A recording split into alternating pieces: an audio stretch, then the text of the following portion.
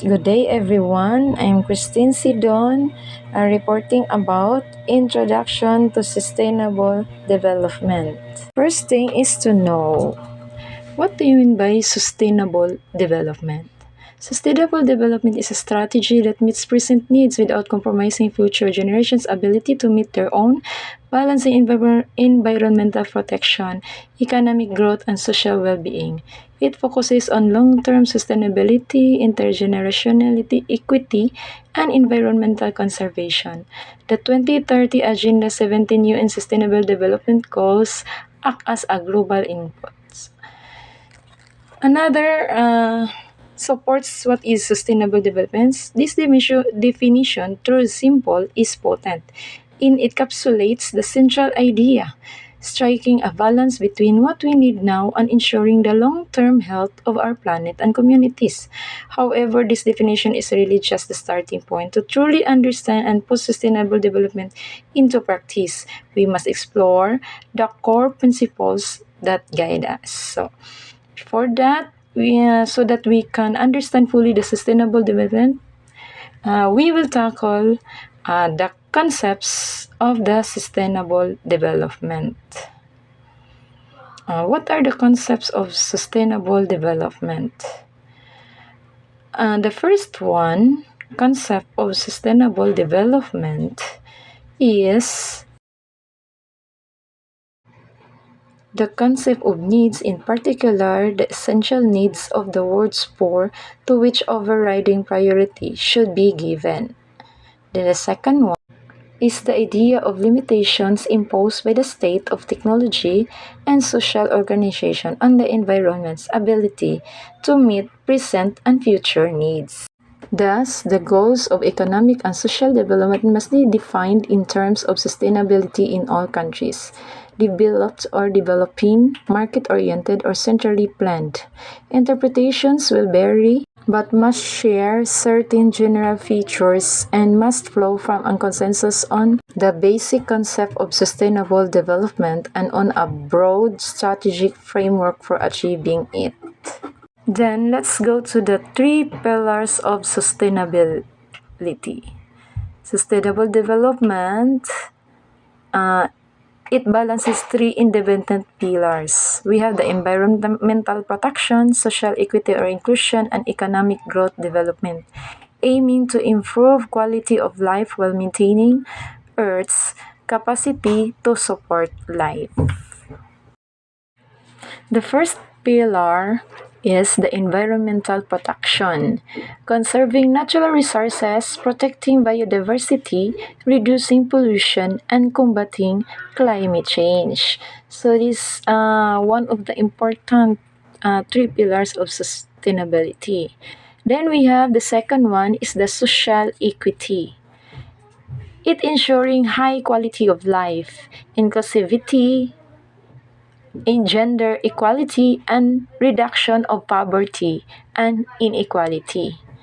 And the third one is the economic development, promoting sustainable long-term growth that is equitable and efficient without depleting natural capital. So these three pillars is the main, support the sustainable development. To truly understand and put sustainable development into practice, we must explore the core principles that guide it. While different organizations and frameworks present slightly varying lists, the following are commonly accepted as the most foundational and widely recognized guiding principles. The first principle is the fairness across generations, intergenerational equity. The second one is the justice within our generation, intergenerational equity. The third one is the environmental stewardship, protecting our planet. And the fourth one is integrated decision making, considering the big picture. The fifth one is the better safe than sorry approach, or the precautionary principle. Then we have the six principles of sustainable development, empowering citizens, public participation, and access to information. And the seventh one is the making polluters pay, or the polluter pays principle. And the last one, the last principles of sustainable development, is the shared responsibility, different abilities, the principle of common but differentiated responsibilities. So these are all the 8 principles of sustainable development. So we should tackle these by one. The first one is the fairness across generation, intergenerational equity. The explanation for this principle is that it is the very heart of sustainable development.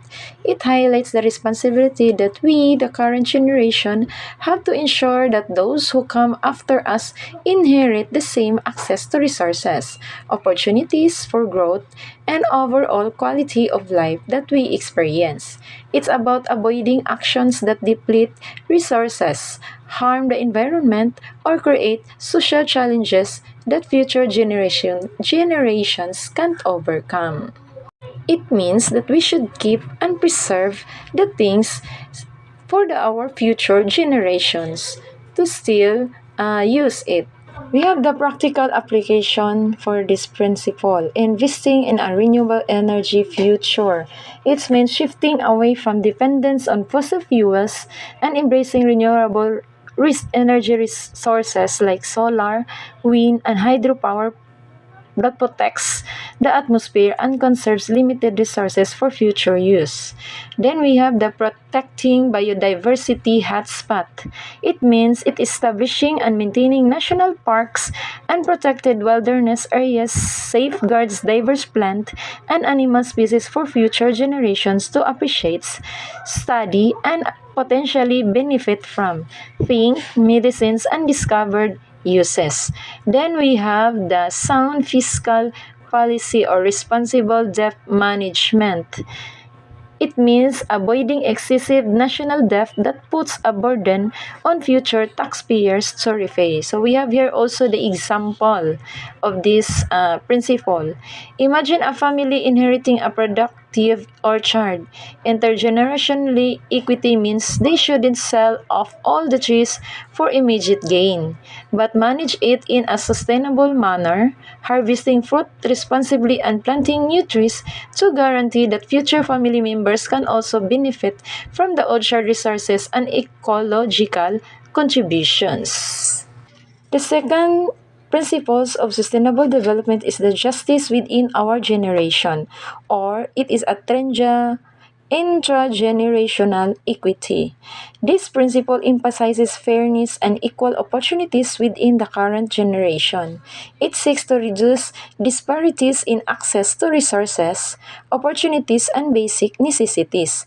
It advocates for social justice, poverty alleviation, and fair distribution of the benefits and burdens associated with the development. So we have the practical application. The first one is the fair trade, a commitment to equitable partnership. It means supporting fair trade initiatives ensures that producers in developing countries can receive a fair price for their goods, improving their living standards and promoting economic justice on a global scale. Then the second one is the progressive taxation, sharing the burden fairly. It means implementing tax systems where higher income individuals contribute a large proportion of their income to fund essential social programs and public services, creating a stronger social safety net. The third one is the universal access, education, and healthcare as basic rights, ensuring that all individuals, regardless of their socio-economic background, have the ability to access high-quality education and healthcare services. So we have here the example. A company setting up a manufacturing plant in a developing nation has a moral obligation to ensure fair wages, safe working conditions, and opportunities for advancement for its employees. So this directly supports intragenerational equity by improving the lives of the workers and their families with fair wages. Then let's go to the third principles, the environmental stewardship or protecting our planet. The explanation for this is this principle acknowledges the inherent value of the environment and its crucial role in supporting human well-being and driving economic activity. It emphasizes the importance of protecting ecosystems, conserving biodiversity, preventing pollution, and mitigating the effects of climate change. So, we have here also the practical application. The first one is decarbonizing our economies. It means reducing greenhouse gas emissions. What do you mean by that? It means implementing policies and initiatives to substantially reduce carbon emissions from key sectors like transportation, industry, and agriculture. Then we have the water conservation, a precious resource. So this conservation, promoting and implementing water conservation strategies in homes, businesses, and agricultural operations to ensure a sustainable water supply for all. So we must conserve our water, no? The third one, which is very important, is the reforestation efforts, protecting our forests, actively combating deforestation and promoting reforestation to maintain vital carbon sinks and safeguard global biodiversity. So nowadays, there are so many trees that are cut and we experience a heavy flood that destroys our property and the lives of the people. Then we have the example of this third principle. Enacting stricter regulations to control industrial waste and pollution to prevent the contamination of rivers and lakes, so protecting delicate aquatic ecosystems and ensuring access to clean drinking water for our communities and for our future generations so they can still drink clean water for the safety of our future generations. The fourth principle, integrated decision making, considering the big picture. The explanation for this principle stresses that environmental, social, and economic aspects of development are interconnected and must be considered together.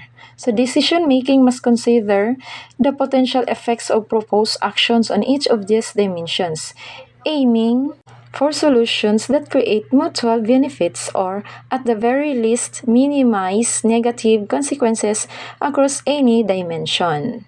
Then we have the practical application.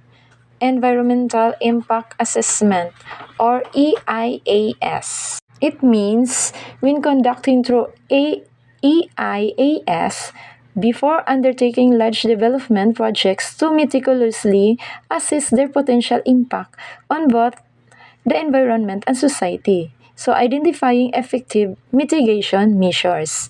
Then we have the life cycle assessments or LCAs, evaluating the environmental footprint of a product or service from its beginning to its end, from raw material sourcing to final disposal, revealing opportunities for improvement and optimization.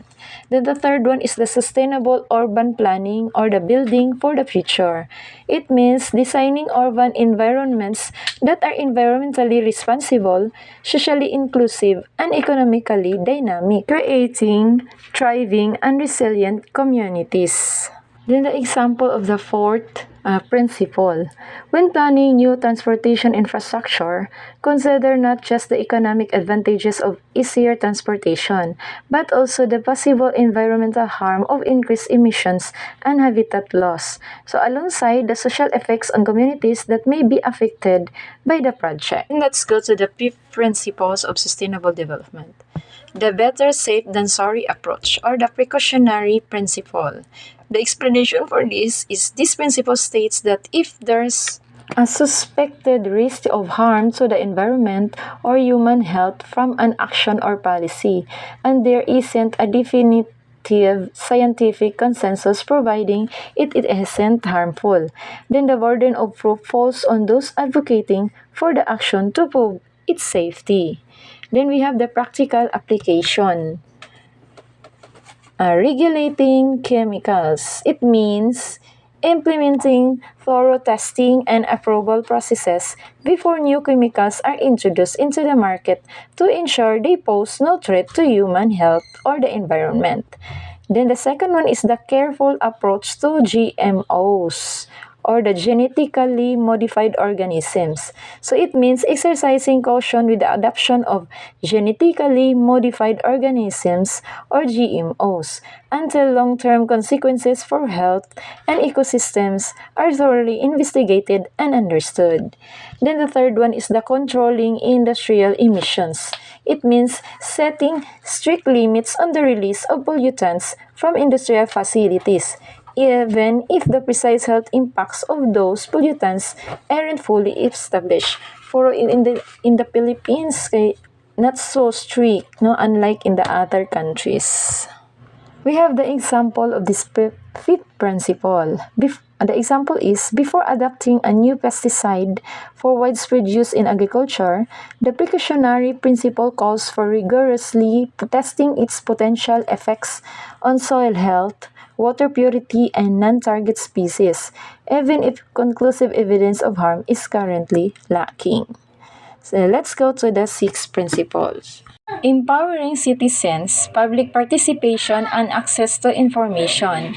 The explanation for this principle is highlights the need for involving the public in the decisions related to the sustainable development. Informed citizens are better equipped to help shape the policies and projects that influence their lives and communities.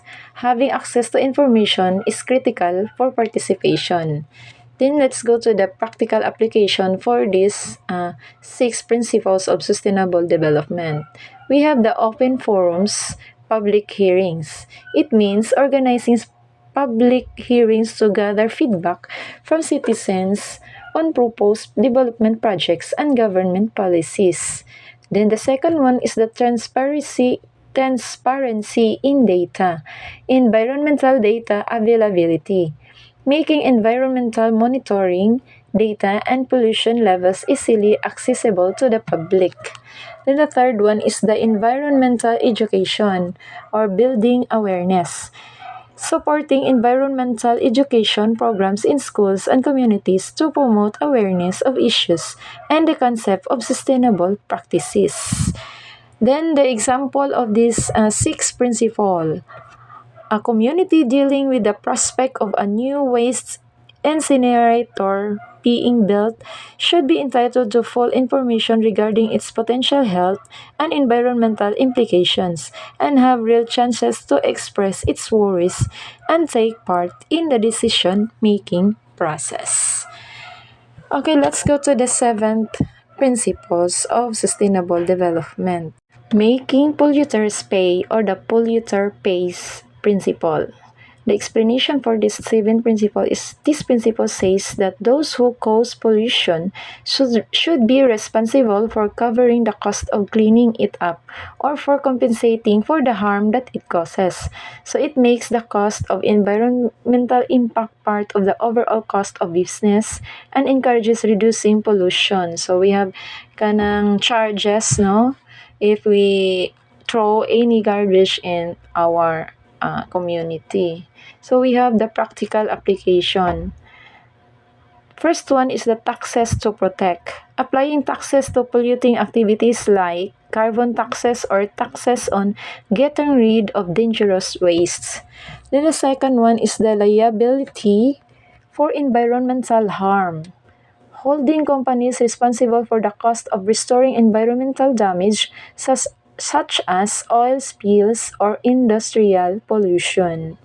Then the next one, the third one, is the manufacturer responsibility, requiring manufacturers to manage the end of life of their products, promoting recycling or appropriate disposal practices.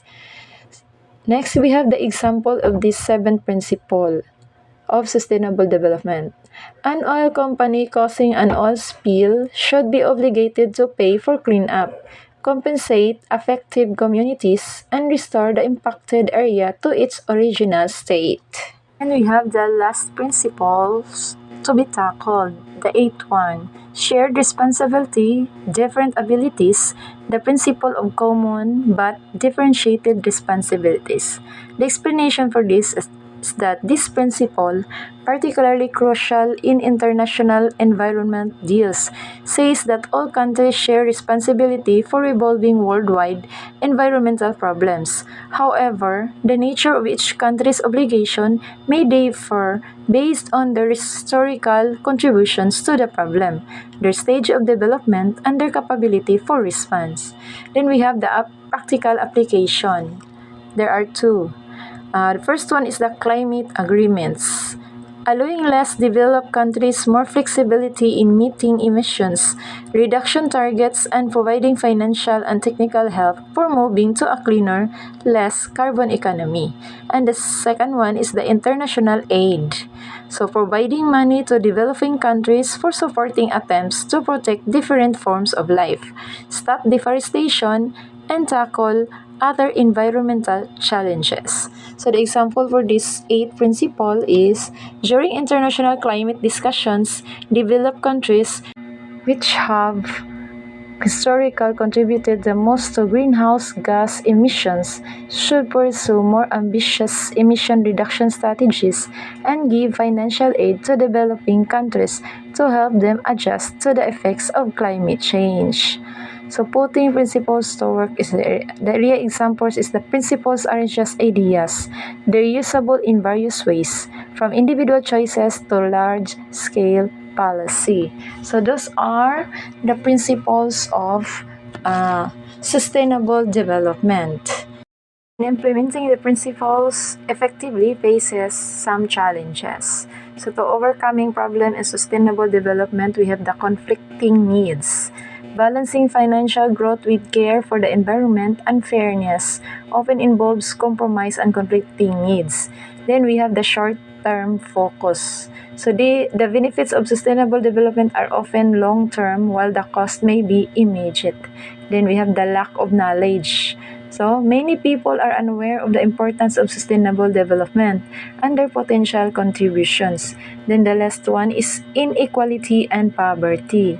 So, poverty and inequality can hinder sustainable development by forcing people to focus on immediate needs over environmental concerns. So, these are the overcoming problems in sustainable developments. And for the conclusion, the principles of sustainable development give a path to creating a more just, fair, and environmentally sound future. By understanding and using these principles, we can tackle the challenges facing our world and ensure a better future for all. Then it calls for individuals, businesses, governments, and communities to work together. So embrace the ideas discussed here and let's build a better future. This isn't just about the environment, it's about all of us. Let's make it sustainable. And for our key historical milestone of sustainable development, we have several. The first one is the 1960s, 1970s. The catalyst years, so rising awareness of environmental limits prompted action. Key events included Rachel Carson's Silent Spring in 1962 and the Garrett Hardin tragedy of the Commons in 1968 and the 1972 UN Conference on the Human Environment in Stockholm. And the next one is the 1987, the Brundtland Report. The World Commission on Environment and Development published Our Common Future, which formally defined sustainable development and made it a global priority. Then the third one is the 1992, the Earth Summit Rio. The UNICEF conference in Rio de Janeiro introduced Agenda 21, establishing global commitment to sustainable development and environment conventions. Then we have the 2000 to 2015 Millennium Development Goals or MDGs. These 8 goals focused on reducing extreme poverty, hunger, and disease, setting the stage for broader development targets. And we have also the 2015 until the present.